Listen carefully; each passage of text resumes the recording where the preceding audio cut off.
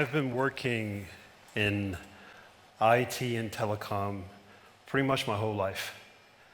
And I'm a proud, hardcore nerd.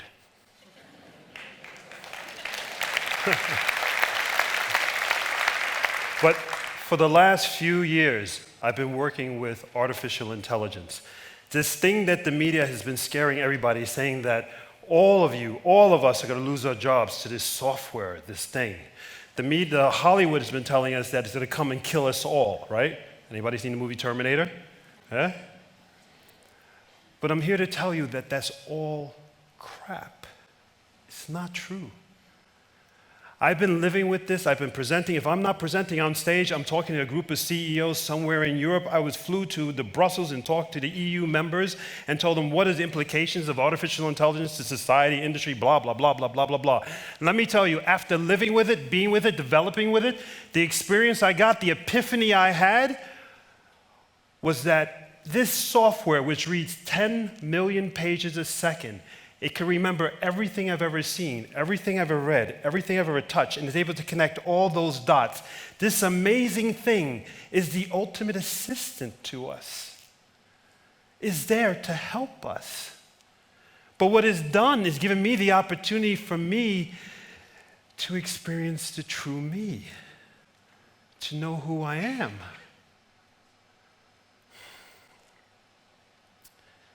As amazing as this software is, it can never replace you, so relax.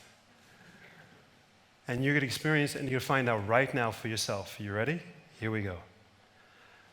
I want all you to remember, do you remember the very, very first time you held the hand of someone that you really cared for? That very first time. Do you remember the moment before you reached out and you said, should I go for it now?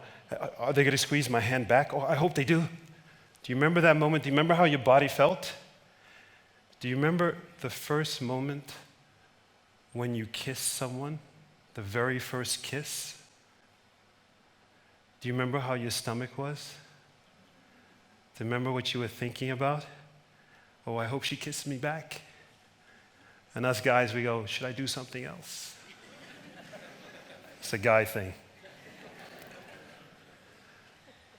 Do you remember the moment before the first time you told that person that you could not live without, that mean everything to you, and you told them, I love you?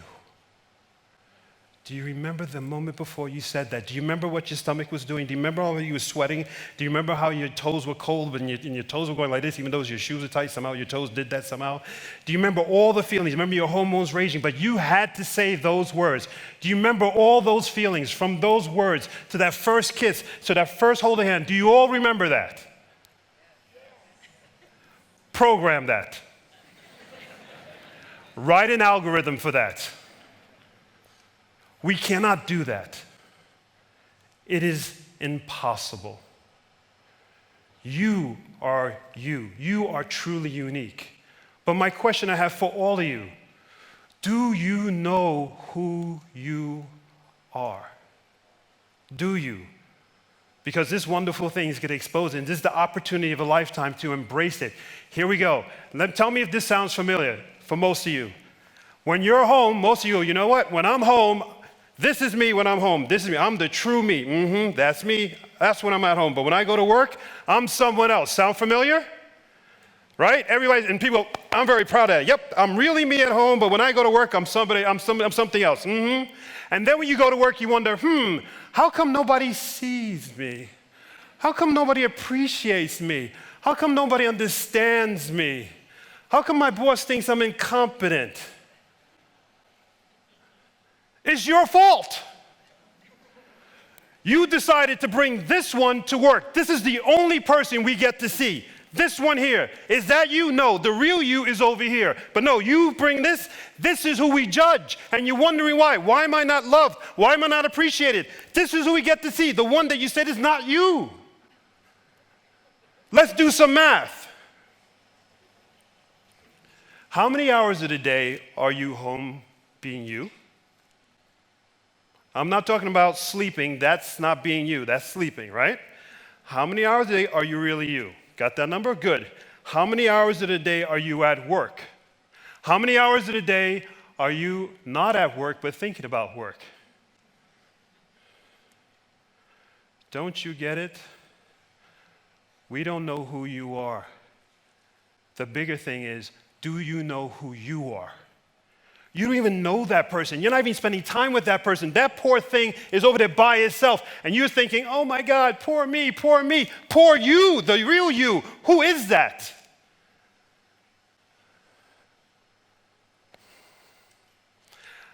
I have a friend. She just retired. 41 years she worked for one single company. She started when she was 16, 17 years old. 41 years the same company. She started off as a secretary, filing paperwork. Her career went straight up. She ended up as a vice president, as a director, head of global companies. Fantastic, wonderful career. She told me stories. I remember she told me a story. She was with a project team. They would travel around the world. They stood at mountaintops, looking over the edge, the whole team, holding hands and going, my God, look at this. Moments that changed them. They remember she told me, we went to restaurants and we ate food that was so good and made our toes curl. And she says, we worked on projects that was so late at night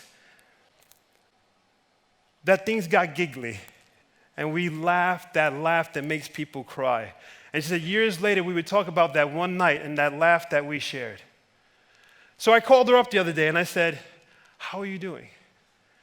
And she said to me, you know, since I retired, no one's called me.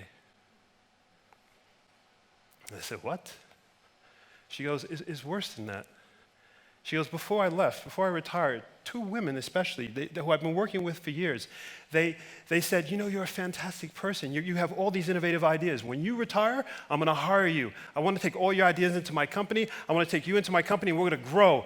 We look forward to you retiring. It's going to be fantastic. She says, I called those two girls, and they both told me the same exact thing. They said, we've taken your ideas into the company already. We don't need you. Click. She then told me, Thomas, after 41 years, I realized the people that I've been working with, they're not my friends. They're my colleagues. How many of us are pushing things down the road? How many of us think that something amazing is going to happen? We're going to find something amazing at the end of the rainbow. Someday I'm going to get to that. Oh, yeah, I'm going to get to that. You know? Life is the journey. This journey that you're on, that is life. This moment that you're experiencing right now, right at this second, are you allowing yourself to experience it? Do you feel the person to the left of you? Do you feel the person to the right of you? Don't you understand that this is life? It's not something coming after you retire. Are you kidding me? This is it. This is that moment. This is life. Are you experiencing true life? Are you experiencing the true you? Or are you, well, not at home, you're here. Did you actually come to a TED event and you brought this with you? You know, this past Saturday, my godson, I went to a confirmation. And my godson was there. And I call him son. The kid is 2 meters tall, 6'6", big guy. He just finished 2 years in the military. He came out of the military, and he came out as a man. I mean, he came out proud, strong, mentally strong, focused, determined. He was confident, and he had a girlfriend. That was really cool, first girlfriend. So I saw him at the confirmation this Saturday, and he came to me, he goes, Thomas, we need to talk. I said, okay. So we go to sit down, and the first thing he does, he puts his hand on my hand. And I go, okay, it's one of those talks. Then he goes,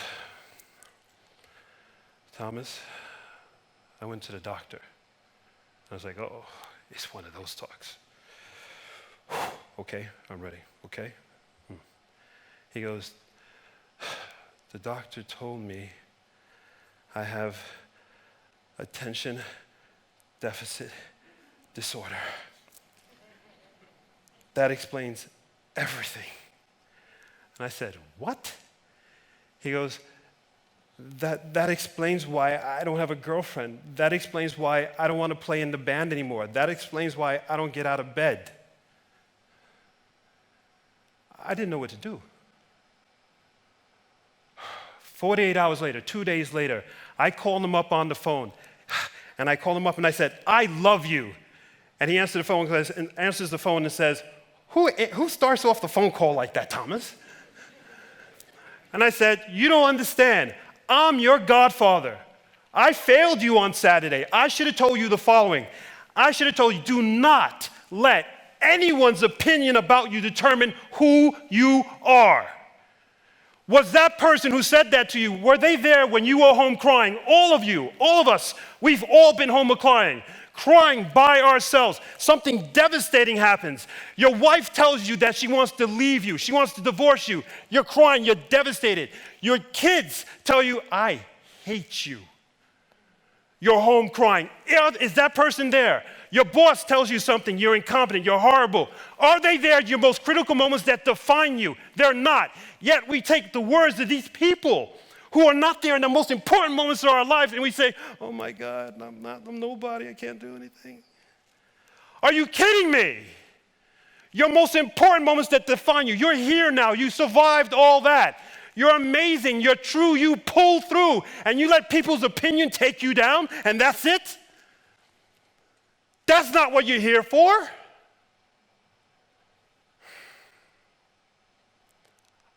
I hope I'm getting through to some of you.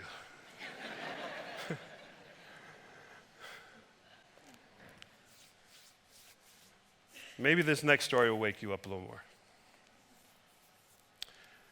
There were two guys. Best friends ever. BFF or something like that. They met in kindergarten. You guys know when a kid in kindergarten brings their friend over, this is my best friend, and they hug really hard. You know, that hug of all hugs. You see that hug and you just want to go, excuse me, can I get in there and get something? You know, you get jealous of that beautiful hug. This were these two guys, best friends from kindergarten. I mean, so much love.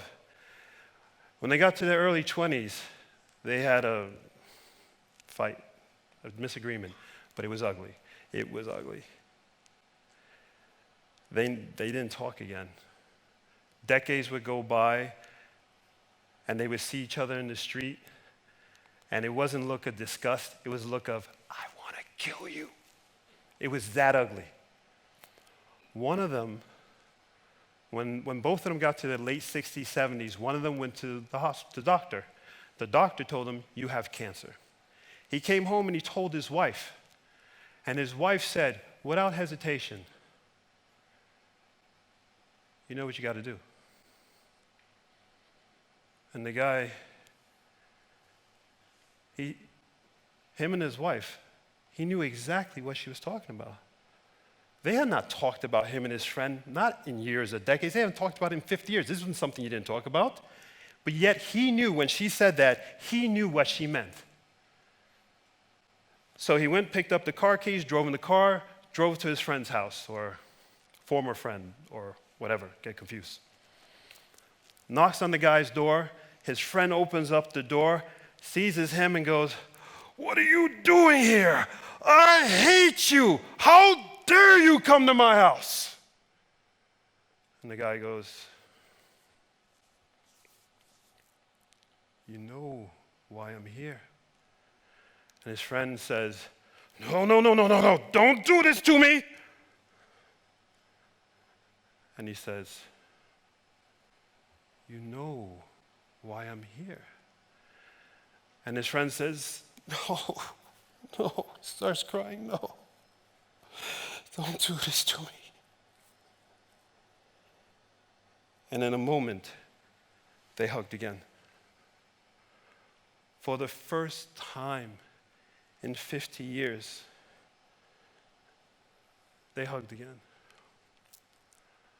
How many of us have things, people, that we've had unsolved problems, relationships, things we know we should say to someone but we haven't?